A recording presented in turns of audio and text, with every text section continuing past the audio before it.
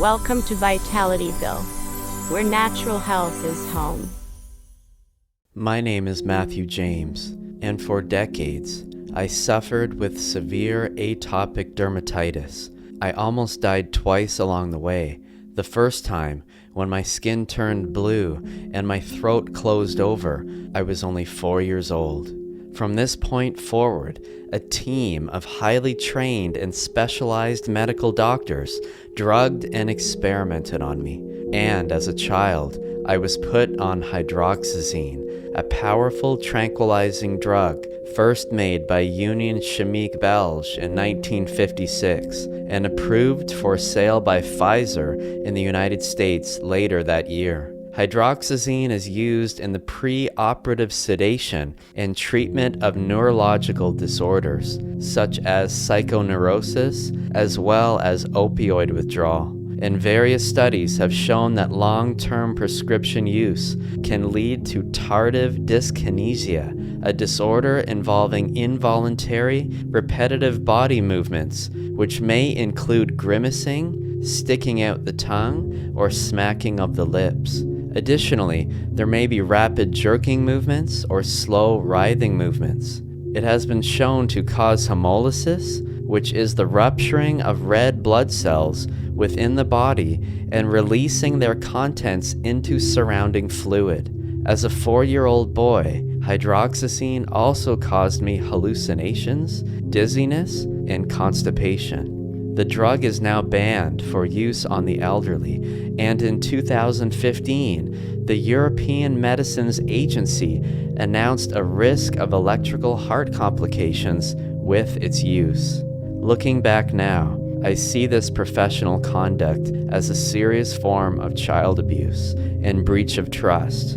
My 4-year-old body was experimented on and poisoned for the profit of others. But sadly, I'm just one in a long line of children who have been abused by medical doctors. Alan Hornblum's recent book, published in April 2021, entitled Against Their Will: The Secret History of Medical Experimentation on Children, chronicles the sobering and horrific history of medical professionals targeting children with low IQs, who they scientifically classed as, quote, idiots, imbeciles, and morons, and who were designated as, quote, an intermediate point between animals and normal people. Hornblum paints a gruesome picture of Cold War America, where Nazi doctors received widespread condemnation for their crimes against humanity, setting out the Nuremberg Code to prevent state-authorized human experimentation, especially on children. However, many U.S. medical doctors did not feel bound by these standards, and they continued to press forward, seeking cover through one of the most successful marketing campaigns in human history, one that turned the lowly medical doctor into a culturally worshipped hero.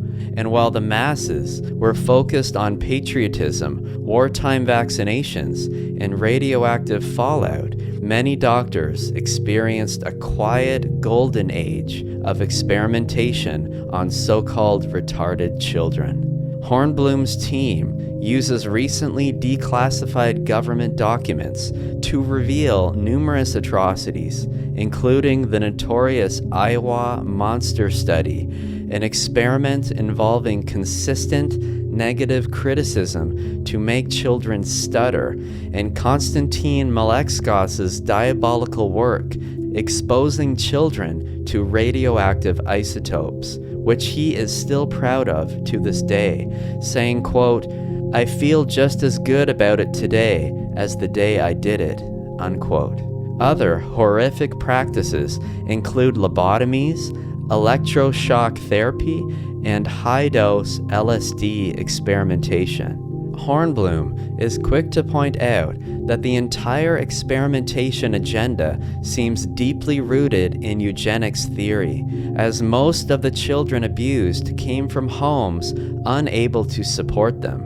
Classified records show that rich children were spared from such treatment, and In numerous instances, state welfare workers targeted African American and Native American girls for sterilization. Radioactive experiments at one school involved, quote, 6 Negroes and but 1 Caucasian, unquote. Although child experimentation is largely hidden from the general public through the mainstream media, the effects of decades of abuse continue to emerge. For example, a young Ted Kaczynski, the Unabomber, was one such victim. And Hornblum himself posits that Kaczynski's one-man war against academic and industrial medical institutions stems from the psychological trauma he suffered at the hands of medical specialists. To summarize, as more and more declassified research and information is made available to the general public, charting the real history of medical doctors, an increasing number of people are questioning their allegiance to the current system and seeking viable alternatives through natural health and wellness practitioners. If you like this video, please like and subscribe to our channel. And for all of us here at Vitalityville, I'm Matthew James. Thank you for listening to the Vitalityville podcast.